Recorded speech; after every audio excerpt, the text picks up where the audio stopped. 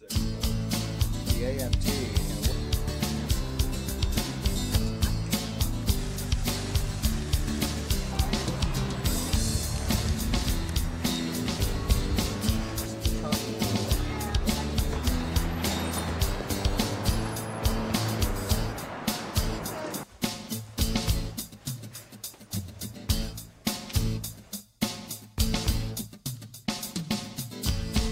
I'm very optimistic about the future of America, New York City, the financial businesses, et cetera. And I'm going to end by saying that.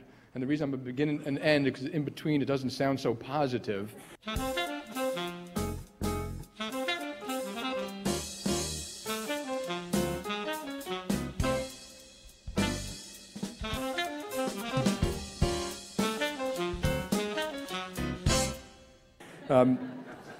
We face some very serious and complicated issues.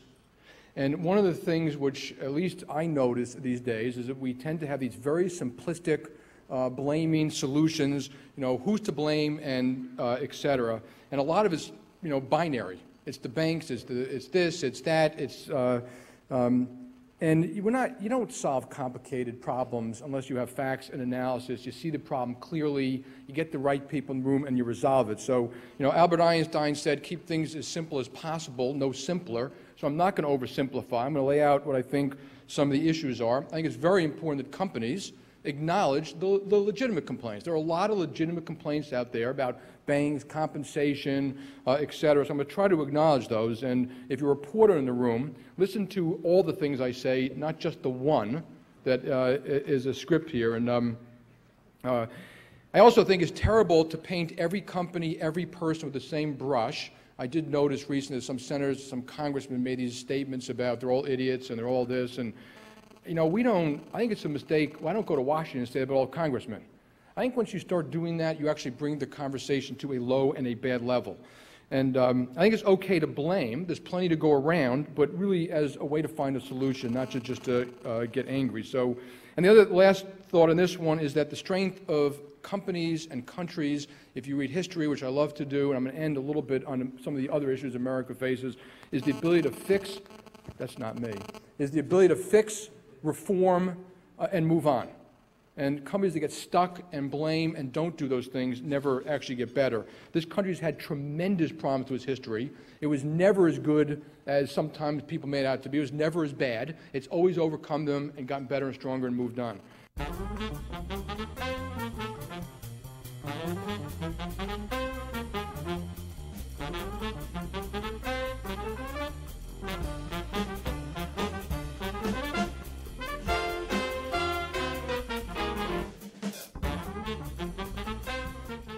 Jamie Dimon, he said, healing has begun.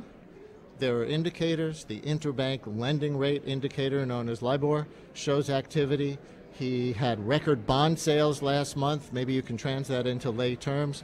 What does this actually mean if hundreds of thousands of people a month are still losing their jobs? Well, Jamie Dimon was a boy from Bayside, and we're blessed that he is running J.P. Morgan Chase. It's too bad he's not running all the banks in America. But what he said is that the worst he felt with regard to banking is over because they have been able to recover from the worst days of the fall when you saw Lehman Brothers collapse and when you saw AIG had to be bailed out. And Dimon basically said, we have problems, but we're solving them, and he expects that Geithner and Summers to do even more. Are you as optimistic as him? I mean, certainly his tone was, there are problems that need to be solved, but hey, everybody, not to worry. And yet what I hear from Washington is that there's maybe a $1 trillion, maybe a $2 trillion hole in the banks. Many other banks could go down still if they don't do this bad bank or some such structure to get the toxic debt off the bank's charts. No, I think that anyone who is working today knows things are tough because people are being laid off. Yesterday, Macy's announced that they're laying off 7,000 people. And the other part, if you walk around any shopping mall, the malls are empty. Retailing, which is a huge employer for lots of low-income households, as well as an important part of our economy, is dead. I think that, and commercial development is also suffering from a credit crisis. So there are real problems that haven't been solved yet. But Dimon was basically talking about the long-term future and the idea that we at least are doing things, and he hopes more will be done.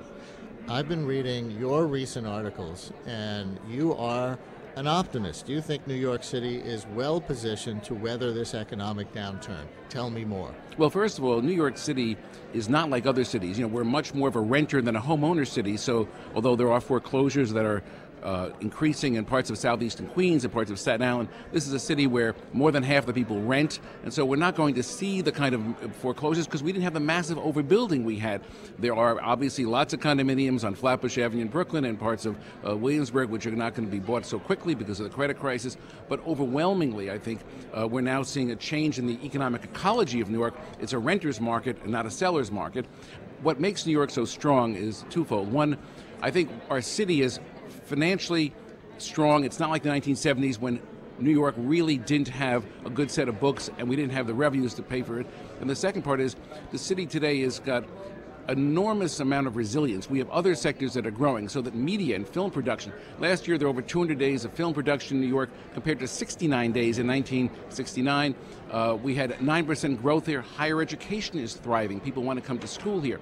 And of course, the safety of New York, something which has improved by 30% under Mayor Bloomberg and Ray Kelly, is still one of the great magnets. People want to visit, they want to work, they want to live here, and safety is the key asset which makes New York different from all other cities in America. But with all that and all those other economic sectors that you referred to, Wall Street, as you well know, is generating just 5% of the city's jobs, but 25%, 20 to 25% of tax revenues before the crisis, because salaries and bonuses have just been so darn high in recent years. So if Wall Street is permanently shrinking, what kind of New York City will we have in 5 years, 10 years, 15 years? Well, Wall Street always goes through these crises. We had the dot-com of 2000, we had the Milliken junk bonds of 1997, and they really, and Wall Street and securities run from about 180,000 to about 130,000 because it's so productive. They hire and they fire, and I think we have to be careful. Wall Street's very important to the state's revenue, it's very important to the city's revenue, but it's not New York City. And in many ways, Wall Street's never attracted the best and the brightest. It's attracted the roughest and the toughest. And I think that we're going to see people who are very smart not go to Wall Street. They're going to stay as physicists, they'll be teachers, they may start venture capital firms. This is not such a bad thing. When you think of the long term, I think we were driving a lot of people into financial services, and that was a golden era. Profits were up, hiring was up, and the truth is the city is based on achievement, not money.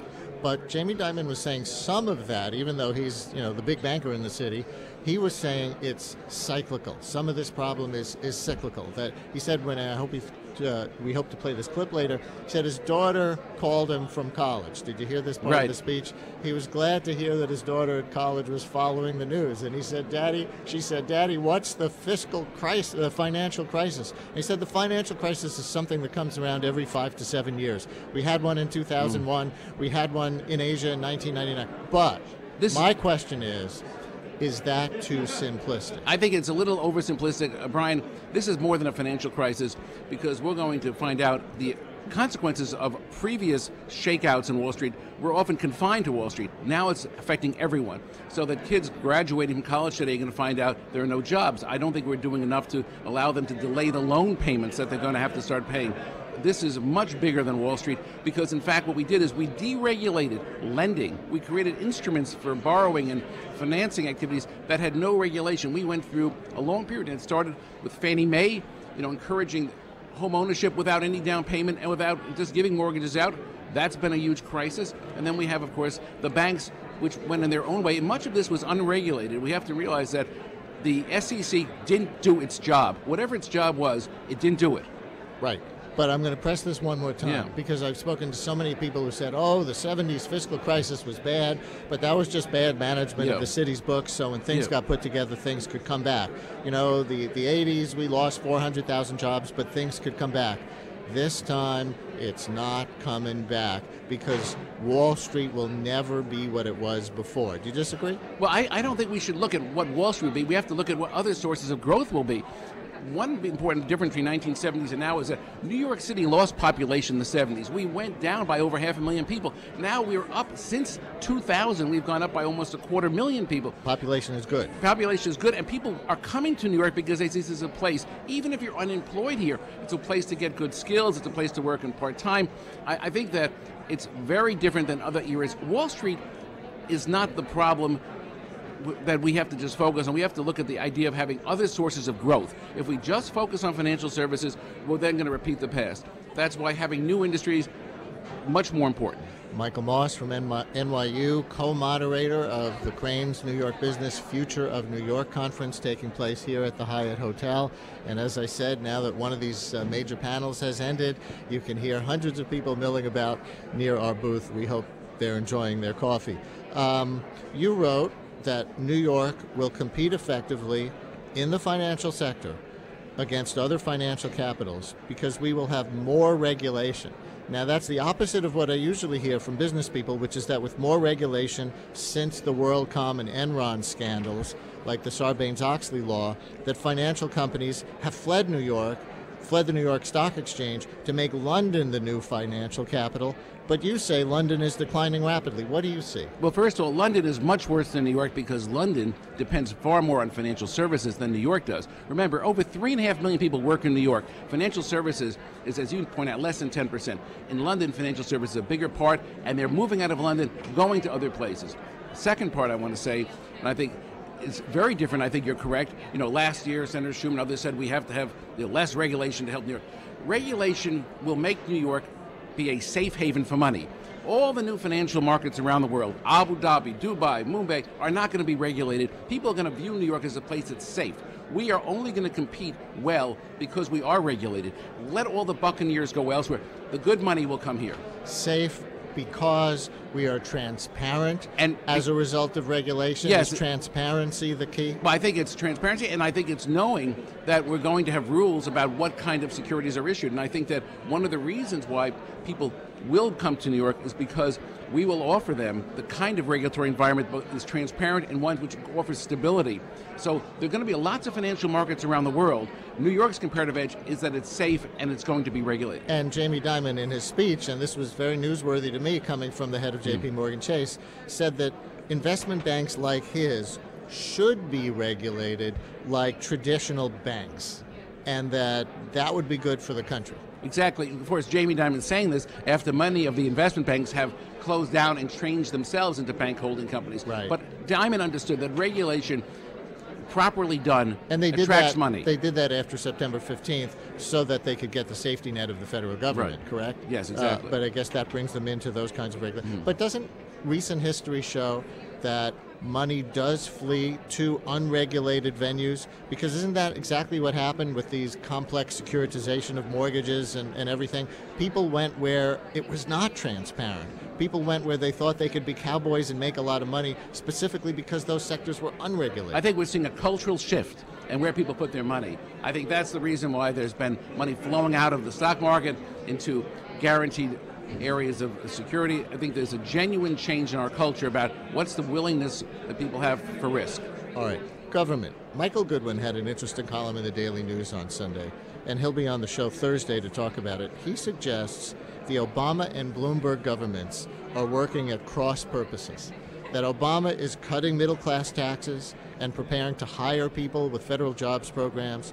Bloomberg is raising middle-class taxes, the property tax and the sales tax, and threatening to lay off 14,000 teachers and thousands of other middle-class city workers. Is that incoherent when seen as a whole, the feds and the local government? The federal government and the local government have totally different kinds of rules they live by and totally different responsibilities. The federal government doesn't have to have a balanced budget. In fact, it never has a balanced budget in recent years. New York City, by law, must have a balanced budget. That means we have to have enough revenue to pay for services. Quality of life is essential to keep New York strong, and that's why we have to have taxes. So one follow-up on that. Maybe now is the time for city and the state to go into debt, more debt, as a humane act, as an economic stimulus, keeping public services, servants employed and services like education flowing, in addition to whatever taxes. This was suggested to me on the air by a union leader yesterday. Well, is debt now an act of humanity? Well, the problem, the union leaders should know, I wish he had taken my course, that there's a limit about how much debt New York City can issue. And that limit is based on a rolling version of the property tax. So debt may be something that is attractive to the union leader, but the city has a constitutional limit on how much it can borrow.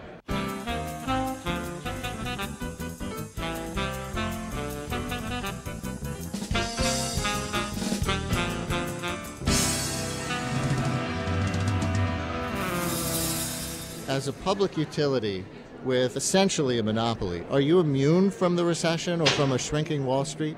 Not at all. I mean, we're affected. All of our customers are affected. We have many residential customers who are clearly being affected. Our commercial customers are being affected. It affects us too. And what we're trying to do is see what we can do to help our customers save energy, reduce their costs, and if they have some problems paying us, we'll help address those issues too. I see that Citigroup, I think it was just last month, ranked Con Ed a stock to buy. You had a less profitable fourth quarter in 2008 by about 25% from the year before, but you still posted profits of about 60 cents a share. Everyone probably wishes they had that business model right now. Well, the utilities tend to be a little bit more stable than many other companies. Many other companies have, higher ups and lower downs. Utilities tend to be more stable, but we are still affected by the economy, as our customers are. This is the Future of New York City conference. What's the future of energy in New York City as Con Ed sees it? I think there's a great future for energy as we see it. And one of the things we're giving to everybody at the conference today are some compact fluorescent bulbs. So here's one for you, Brian. I'll take it home. You should take it home. How many talk show hosts does it take to screw in a light bulb? We will find out. Only one, I think. but it's very important, and we've been working with our customers since before I got to the company in the early 70s to help them save electricity. And I think now that's even more important. Why is it in Con Ed's interest to have people conserve energy? People might think that that's counterintuitive. Isn't it in your interest as a company to have your customers use more of your product? I think it's in every organization's interest to have, their customers meet their needs. Just as with your business, it's the content of the radio show. With our customers, it's how bright is it? Is it warm enough? Is it cool enough? It's not how many kilowatt hours did I use today? Nobody's interested in the kilowatt hours. They're interested in the light. And with things like the compact fluorescent bulbs, people get more light, use less electricity, and save energy. It's in our interest because, as you know, in Manhattan, everything is underground. The streets are crowded. It's very expensive to do that. And in many cases, it's less expensive for us to help customers save energy than to actually build additional substations and put additional feeders in the street. It's less expensive to have customers use less of your product than to build additional capacity to feed the product. Right. So they save energy, it's good for the environment, and it's good for their pocketbook. Now, what's the breakdown of sources for the power we get from Con Ed these days? How much from coal, nuclear, whatever? Well, what most people don't realize is that Con Ed hardly generates any electricity at all anymore. We have a competitive market. You have options to buy your electricity from a lot of people, and over half. But you've got a transmission monopoly, distribution monopoly, right? Transmission system. So we look at who you're buying from. We'll deliver regardless of how it's generated. But in New York City, the vast majority of the electricity generated in New York City is from natural gas. Next would be from oil. Some is transmitted from Indian Point. But actually very little coal is generated, is burned around New York City. And that's why the air is so much cleaner now than it was when we were growing up. How different do you think that mix will be in 20 years? I think in 20 years we'll see a lot more in terms of renewables, such as wind power. We're working on a project now with the Long Island Power Authority to evaluate, wind power projects off the south shore of Long Island. Is that real, or is that just like what we think, we hope, will be the future of energy? Do you go home, do you go behind closed doors and you say, all this talk about renewable, it's all politically correct and everything like that, but it really can't generate that much juice? And I think it will generate a lot. It has to be handled properly, but it still can generate a lot, and I think it can reduce a lot of the air emissions in New York City. If you go back to the 60s and the 70s in New York City, there was a lot of coal being burnt in apartment buildings, in schools. Most of the buildings had incinerators to burn their garbage. The air was pretty dirty then.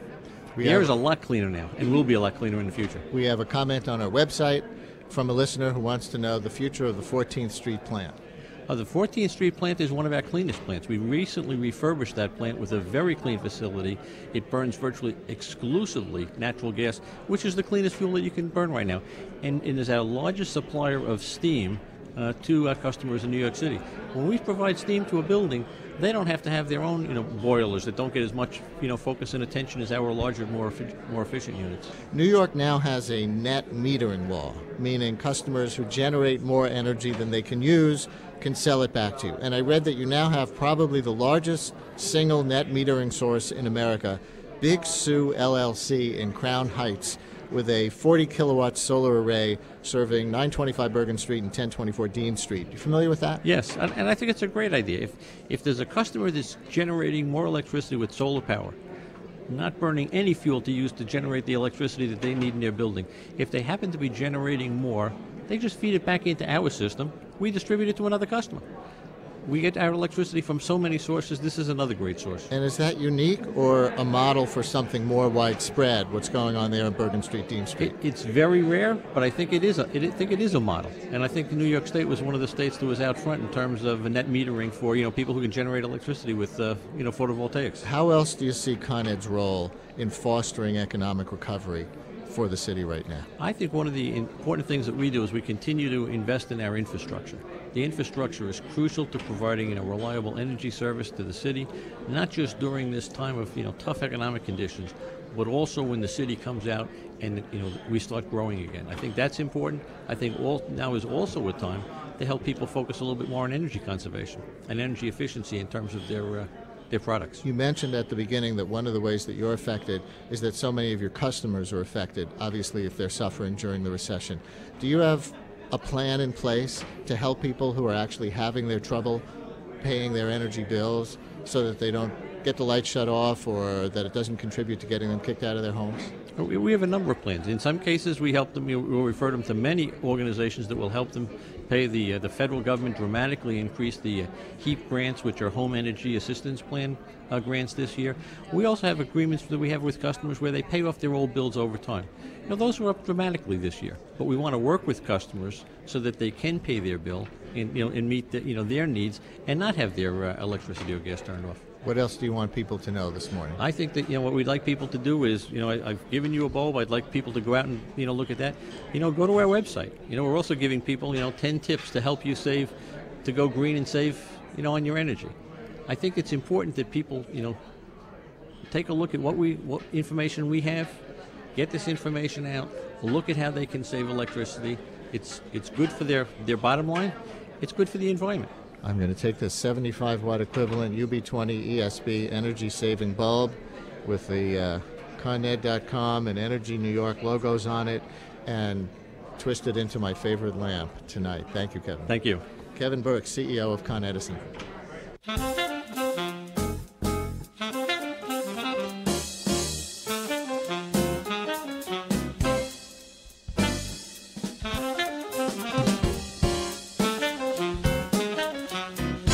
How is the role of the Freelancers Union changing in the current economy? One of the things that we are seeing is that the rates of growth have just been incredibly high. And it's really highlighting the issues that people are facing always when they work independently, and that is episodic work. They're always looking for gigs and getting work, but what's happening now is that there are so many of them that we are realizing we have big holes in our unemployment system. They do not include independent workers. Independent contractors cannot get unemployment insurance. So we have to start thinking about now what is going to be the next safety net for freelancers. And not surprisingly, we're now at 100,000 members.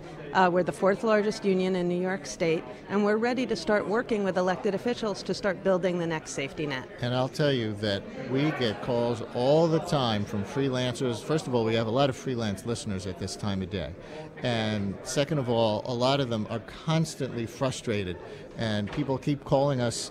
Not today because we can't take phone calls from the Hyatt, but keep calling us with your freelance problems, because this is one of the big issues in a city of freelancers, of independent contractors, of people who are making their way in different unusual ways. The safety net doesn't exist for them. So there's no place for them to get COBRA health insurance, for example. There's no place for them to get, there's no equivalent of unemployment if you didn't have an employer. Yeah, no, completely true. And that's what's really being highlighted now. So the Freelancers Union, which, if I can just say, it's at freelancersunion.org, we are providing health insurance, disability, life insurance. Soon we'll be having freelancer 401ks. But the point is that we model what the safety net is, and then there's an active role of government that has to come in and start talking about how are we going to encourage these kinds of organizations, not just in New York, but across the country.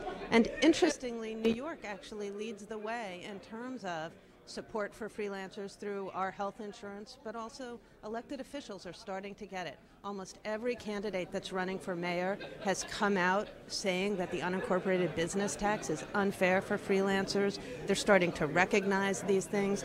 And that's not that it's going to be easy or we're going to get this done in 2 seconds. But the fact is, we're a large constituency. We have a PAC. We're starting to really connect to elected officials. So we're ready to start building the safety net, and I think we'll do it. How do you like the Obama stimulus bill from a freelance perspective? Well, it's a great question because, I, as a citizen, really believe that it's wonderful to have an elected official who, listens and hears and recognizes. And I think that what we're talking about is starting the next conversation. The current conversation is, given the things we know, for instance, the traditional unemployment system is having all sorts of problems, and that's where a lot of effort is going. But the next thing is saying, what will freelancers need? After all, freelancing is now a third of the workforce. This is the future. People are not going to go back to these jobs for 25 years. So I think that the next step that we'll certainly be talking about with the Obama administration is, how do we get these kinds of proposals to be oriented to the future, and that is for freelancers. So, for example, what about some of the health benefit provisions in the bill that passed the House, like subsidizing your COBRA policies by 65% for many laid-off workers?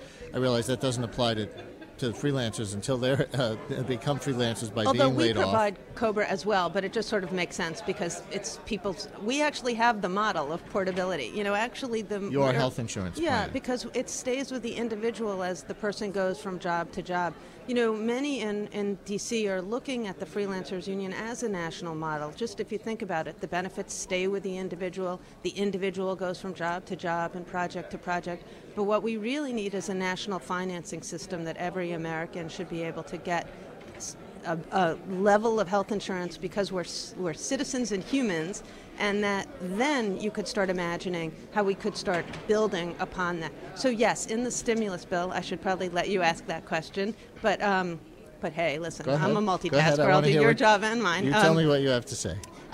If you look at the stimulus bill, you can see that it's taking care of the existing problems. The next step has to be thinking about freelancers so that they're not connected to an employer. So since Freelancers Union does run a health care plan, when the House bill would let millions of unemployed people enroll in Medicaid, is that competitive with the health insurance that you offer? Well, typically, they can enroll in Medicaid, but we're also looking at different kinds of income levels and whether people should be able to start not just in ours, but in plans that are already running. After all, we want to increase options. We want to build on what is already there, and those would be the kinds of things that you could imagine would make sense. By the way, we've been asking people on our Facebook page, what's your 5-word vision for the future of New York City? And here are some that have come in. More bicycles, fewer luxury condos. More trees, somebody did it in 2 words. More artists, fewer hedge funds. No more banks or drugstores. That may be a little extreme. You may actually want to deposit your money somewhere and go get some aspirin. More glass boxes. Less jobs. Get drivers off the streets. More public, less private, and fewer Starbucks. So that's some of the stuff that's coming in on our Facebook page. You've been getting some heat from your members for tracking them all away from your previous health insurance options you had to a plan run by your group that you acknowledge is more expensive. Do you want to talk to your members out there who may be disgruntled? Yeah, I have to say we actually have 5 plans, and 4 out of the 5 were pretty much the same. What really is at heart here is that, understandably, we have to think about sustainability. We are a health insurance company that's a social purpose health insurance company, kind of like a cooperative or mutual aid in our structure.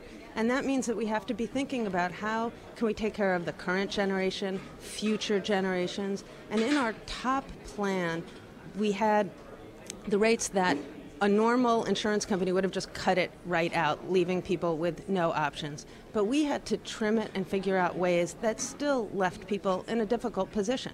So the rates went up in benefits, but just for that one plan. But let me just say, over 95% of the people enrolled from one plan to our new insurance company. And with the new growth, we actually experienced no loss, which has been better than any year we have ever had. What it does go to show you, though, and the things that I really learned from that experience and what our members really made clear to me, was that their income is episodic. And every time we're raising the rates, or every time there's something like a co-insurance, meaning they have to share a % of something unknown, it goes right to the heart of their unpredictability of income. And so as the executive director right now, I'm working on how can we redesign these plans. And that's why you want to have an organization delivering health insurance. We have about 30 seconds left. Do you see freelancing spreading from certain sectors of the economy where it was traditional to new sectors as the economy is changing recently? Yes. In fact, I think that what's happening is freelancing is, it's as it has been for the last few years. It is across the board. It is in manufacturing, surprisingly, finance, real estate, the arts, technology, health, nonprofit sector. The difference is we haven't recognized. What's the difference between freelancing and just being part-time? Well, it's really being independent work, meaning that you're not connected to one employer in the long term in a full-time job. And that's how we attached benefits. That's why you see part-timers falling out of the safety net. Really, what's happening is there's going to be very little difference between traditional work and freelance in the future, and that's what our elected officials have to start seeing. Sarah Horowitz, president of the Freelancers Union.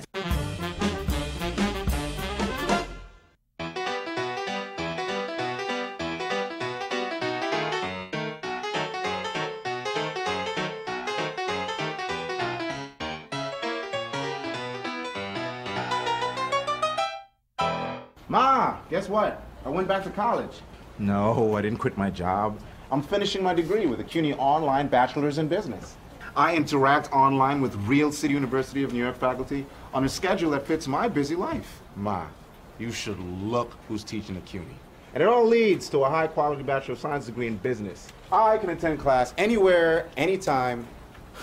Yes, Mom, even at your house Friday night for dinner. The CUNY Online Baccalaureate. Get back to business.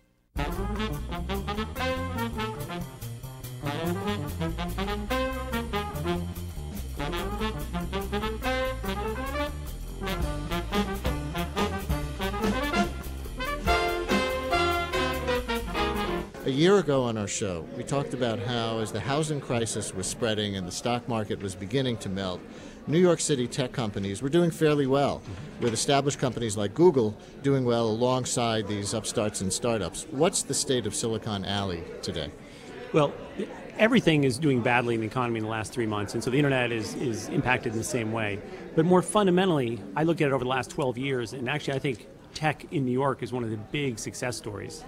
When we started DoubleClick in '96, we couldn't find anyone who'd worked for startups. We couldn't find VC firms. There was very little infrastructure. Now, there are hundreds and hundreds of companies that have been started, very successful ones, billions of dollars of value being created. At the time, Boston was considered more of an internet and tech center on the East Coast than New York. Today, no one even makes that comparison because New York is really the undisputed leader on the East Coast. Why? Because we have the people. The most important thing when you do a startup is, real estate's not that important because you're crammed in, you don't need that much. It's not like a big plant. You need smart people, and you need smart engineers, smart business people, and often you need access to other aspects of the economy so that, DoubleClick was in New York because the ad industry is in New York. I have a fashion company that's here because the fashion providers are here. I have a music company that needs to be in New York because the music industry is here. So it's location and people, and that's what drives it. And so New York is actually doing very, very well. I know there's lots of talk about the video game industry, one industry that seems to continue to do well, even in this economy, gaining a foothold in New York. Do you see that as a realistic source of, numerous jobs and revenue for the city in the long run? Yeah, I think what you'll see here is in the entire internet and tech industry, including video games, is that you'll have hundreds of companies that are anywhere from 5 to 200 employees. There won't be as many companies that have 10,000 employees, or that'll take 30 years to build. But you're seeing a lot of this. I'll give you one example. At DoubleClick, we couldn't find anyone who'd worked for an internet startup, yet now there are 10 people who worked for me at DoubleClick who are CEOs of companies, and 9 of them are in New York. What's your core source of revenue then? Is it still venture capital investment? Is it ad revenue on existing sites? Where's the money coming from? It depends on the business, so that some businesses like Alley Insider, it's a newspaper, so it's advertising supported. I have an e-commerce company, Gilt, that sells fashion online, so it's e-commerce. We're selling, we'll do over $100 million in revenue this year in our second year. Involve another company that's a jobs company, which is a subscription model. So people are paying $20 a month to get access to great jobs. So it's either e-commerce, subscription, or advertising is really the source of revenue. There's an ad recession going on right now all over the advertising industry, isn't there? Yes, and that impacts all internet companies, so it's going to be a much tougher year. Having said that, the share of market will continue to move online. There are more people watching TV shows online that they used to watch at their TV set. People are getting their news online. So the share of market is going online. So I think it's going to be a terrible year overall, but online is going to do better than offline. And who's got venture capital anymore? Does it exist? Is it just sitting on the sidelines waiting for things to thaw? Does venture capital disappear when all this other money disappears?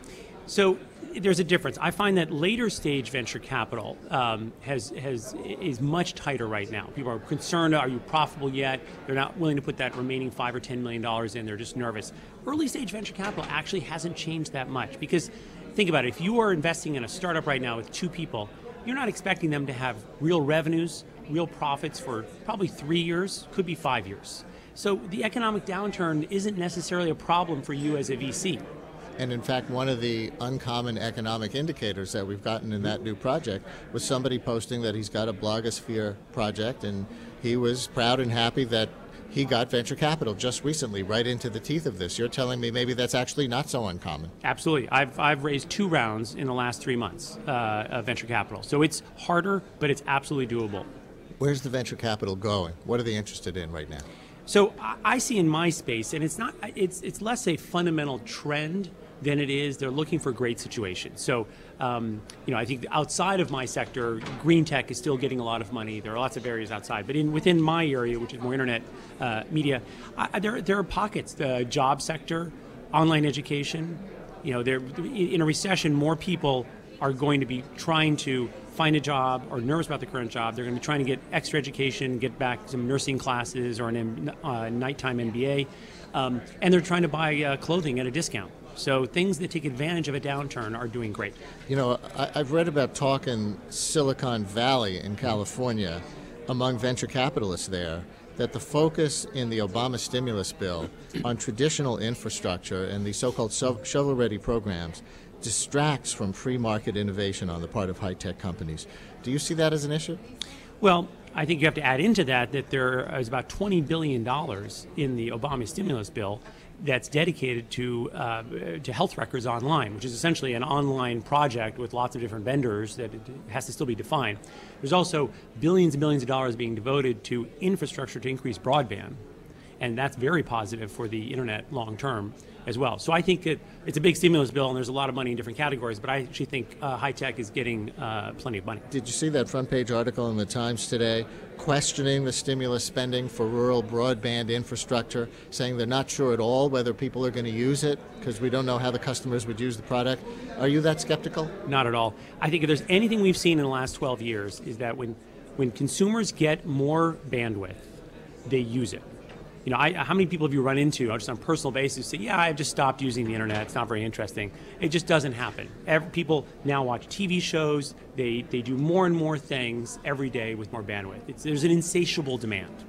I can't imagine how more broadband to people who don't have broadband would be a bad investment right at this time, but people are asking the question. Your site, last thing, Silicon Alley Insider, comes out with its annual Silicon Alley 100 list of powerful players. Any trends you're noticing among the movement on that list or other people we should know about?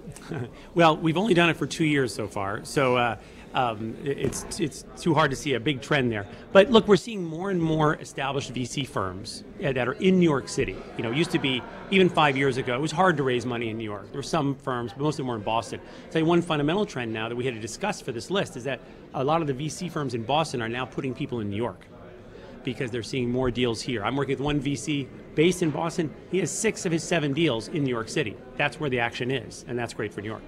Kevin Ryan is an optimist. It sounds like he's got reason to be about the tech sector in New York. He's chief executive of AliCorp. Thanks a lot. Thank you.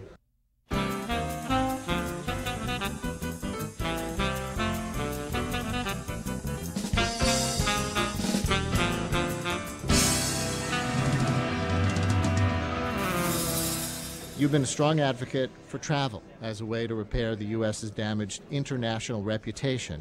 How do you think President Obama's election will affect travel to or tourism from the U.S.? If you look at the challenges, and there certainly are many that this new administration faces, 2 of them can be directly dealt with an increase in international visitors. That's the economy and also the negative perception of the United States around the world.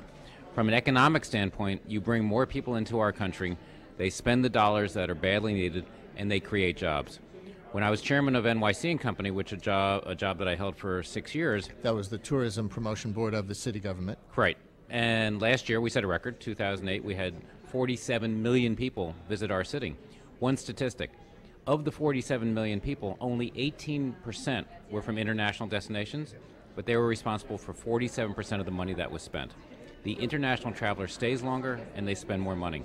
So by bringing in more international travelers, it will help the economy of this country. I also mentioned the diplomatic aspect. And certainly we know that we are not as loved as we used to be overseas. And I think the president now is seizing on that fact. It's something that he is focused on, certainly by putting Hillary Clinton, our senator, our former senator, in the role of Secretary of State. She's going to deal with this issue also. And our industry surveys show that when people leave this country, when they visited from other destinations, they have a much better opinion of us as a nation and as a people.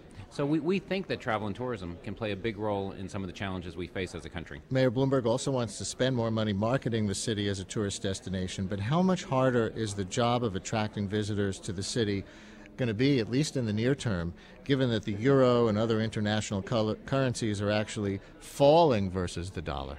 We really benefited the last couple of years from a weak U.S. dollar. And when you would walk up and down the streets, and I'm not just talking about Fifth Avenue or Broadway or Times Square, you really could go to all 5 boroughs and you would see a lot of people that didn't necessarily speak English and didn't live in the tri-state region. We need those travelers, as I just mentioned. It's going to get more difficult because the economies of the countries that are sending us these people are also in trouble. So the mayor, rightfully so, has really invested in tourism. He's invested in NYC and Company. He's allowed them to open 17 international offices, so it'll make it easier to spread the message about why people want to come to New York City. But he's also invested in the infrastructure of New York City to make it a more viable destination. Maybe the best place for growing the tourism industry in the city right now is actually in the broader tri-state area, or at least in the Northeast in general. You know, another of the uncommon economic indicators that we got from a listener that was very interesting is from a guy who owns a little ski house up near Hunter Mountain in upstate New York. And he said his business this winter has been better than ever. And he thinks it's because the people who would have been going out to Aspen or wherever that's more exotic can't afford to do that anymore, but they're still traveling close to home. There's actually a term for it in the industry now. It's called staycations. And what you're seeing is the propensity for people who want to go somewhere, but they don't have the dollars to go to Florida. They're certainly not going to Las Vegas. They're not going to Hawaii. Those destinations are hurting more than New York City is. We got spoiled the last couple of years in New York City. Our business has been so strong. We've had the ability to raise rates much more rapidly than other destinations. So we'll end this year, and granted we're only in the third day of the month of February, but if we end the year at 82, 83% occupancy, which will be down a good 10 or 12 points from previous years, that still is 20 points higher than the national average. And our rates are still strong. We have 77,000 hotel rooms. There are going to be 1,500 new rooms coming online. It will be harder to develop a new hotel. As you know, and certainly being discussed at this conference, there's no credit. There's no borrowing capacity for new construction. But that said, we have a great set of demand generators. The reasons that people want to come to New York are still here. It's the museums, it's the cultural attractions, it's shopping, it's the restaurants, it's Broadway. By the way, did you hear the keynote address in the morning by the head of J.P. Morgan Chase, Jamie Dimon? He said there is credit. And I know other bankers are saying that too, that people are lending. He gave some big number, I don't remember what it was, in loans that his bank has let out in the last few months. And I hear others saying this too. Is the credit crunch a fiction or at least an exaggeration? I'm sure there is credit. You're paying a lot for it. And the money is expensive right now because a lot of the credit is still frozen. And the banks are still working through these toxic loans. And they're still working through subprime. Yes, you can borrow money, but it's expensive money. Mayor Bloomberg and City Council, as you know, just approved an increase in the hotel tax as one of the ways to get through this recession, up to 5.875% from a straight 5% per room, or about $3 a night on average. Were you not wild about this? That's putting it mildly. The industry was vehemently against an increase in the tax. It was sending the wrong message at the wrong time. And when you look back to when the tax on a hotel room was almost 21%, right before Giuliani became mayor, and then we as an industry, working together with labor, working together with Broadway, with the restaurant community, we were able to repeal that tax. That one came out of Albany, not out of City Hall. The consumer today is very sophisticated. Yes, we have many reasons as they want to come to New York, but they don't have to come to New York. And if you increase the barriers to entry, taxation being one of those barriers, you're going to really send a message that is very much against what we need right now. Do you think, though, that the consumer is that sophisticated? Is somebody sitting in Tokyo or London or Eastern Connecticut, for that matter, looking at where to go on vacation and saying, oh, the hotel tax is 5% in New York, but it's only 3% in wherever it is, or it just went up from 5% to 5.8%, that kind of incremental increase. Does anybody really notice that when making their plans? They do notice it, and the reason that politicians like these travel taxes is because the theory is that you're taxing a person who can't vote. But the people that are losing their jobs can vote. And when you also look at the discussion now of increasing the sales tax, putting in a tax on movie theater tickets, Broadway, restaurants, taxis, that is going to send a very negative message. And with the consumer already beat up, their 401k is shredded, they don't have as many dollars to spend on travel as they used to.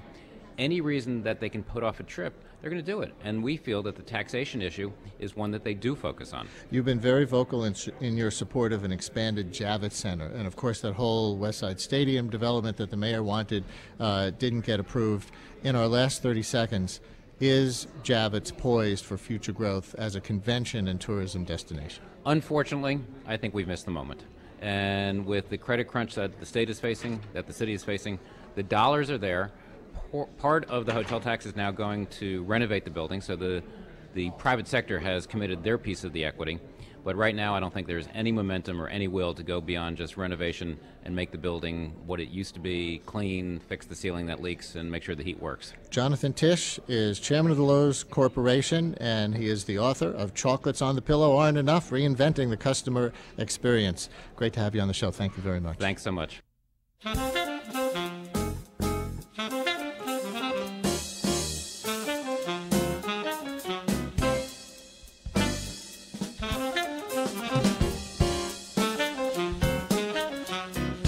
Are you expecting your workforce to grow this year from 5,000 to 7,000?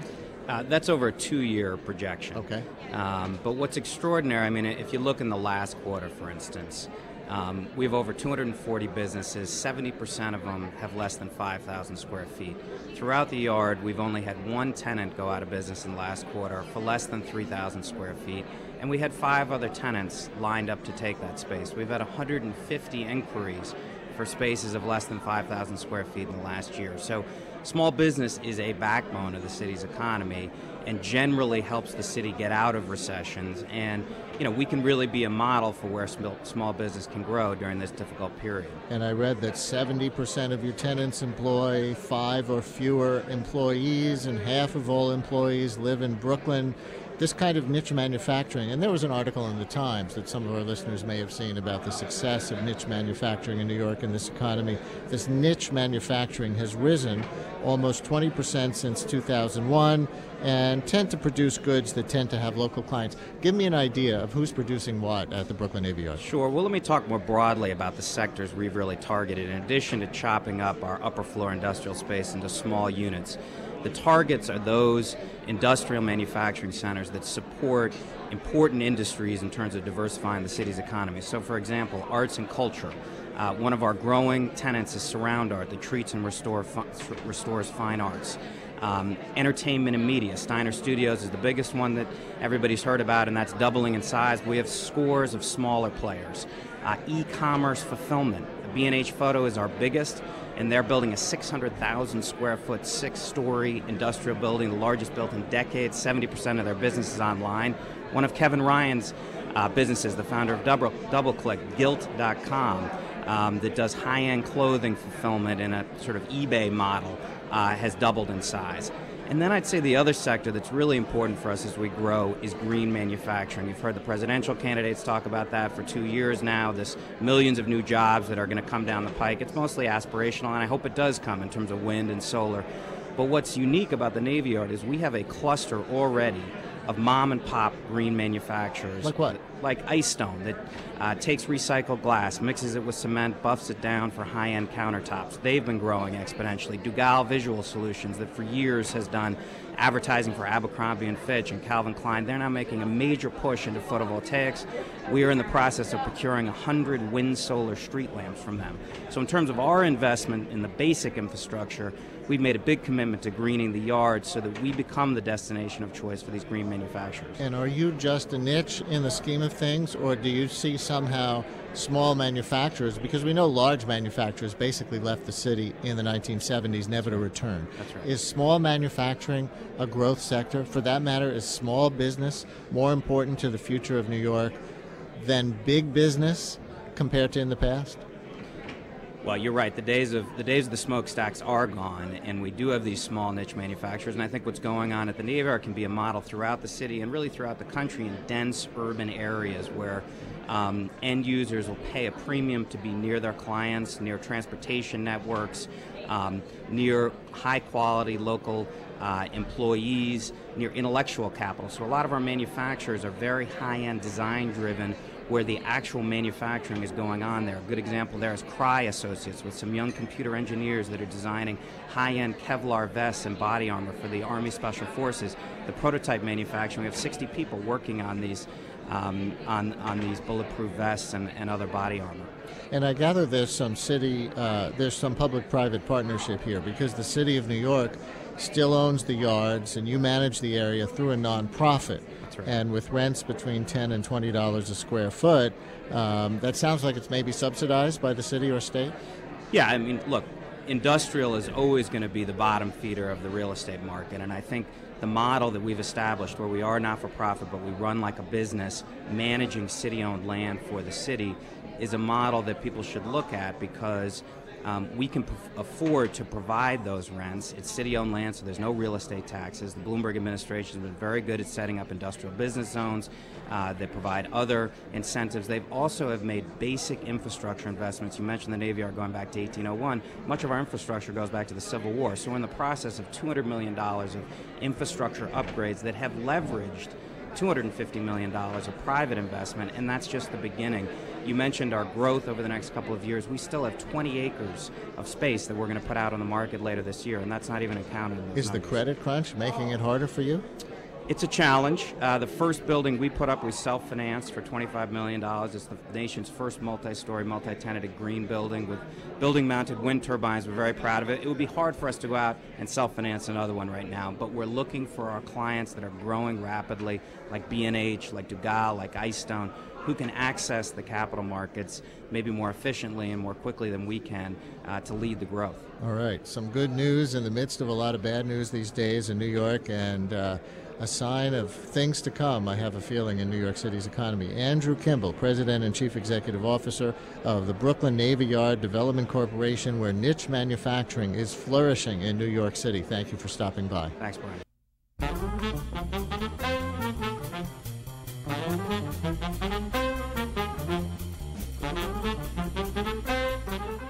Now, in the months ahead, we will detail strategies for sharpening our competitive advantages in other industries that have growth potential, even during the recession, including one that is an important priority for us, sustainable design and development. But today, I'd like to talk briefly about how we can help the financial services industry and those in the industry who have lost their jobs.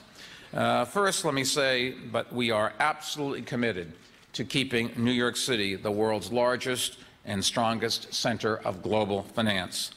I don't know precisely what the future holds for the financial services industry, but we can expect it to become even more international in scope, and so we'll work to attract more business from overseas. And even though most American banks are not expanding at this point in time, many banks from China, India, and elsewhere are just beginning to open foreign branch offices here, and we intend to be on the front of the line. And also, don't forget, we have been through financial crises before, as I said, and every time on the way down, everybody thinks it's the end of the world and it will never recover. The good news is smart, intelligent people will find ways to create services that others want to buy. And our great job is to make sure that those people are here when that takes place. And we could just have every reason to expect, as every time in the past, this industry, like many others, will continue to pursue innovation, and they will have products that the world will come to our city to take advantage of. And so we're beginning to encourage new and open exchanges to locate in our city. That could mean exchanges in derivatives or other commodities and asset classes, including possibly carbon credits. We can expect the industry to continue bringing even more advanced technology here. The technology that we used 10 years ago feels ancient compared to what our kids are using today. Does anybody here Twitter? I don't Twitter, but I do have a Facebook page.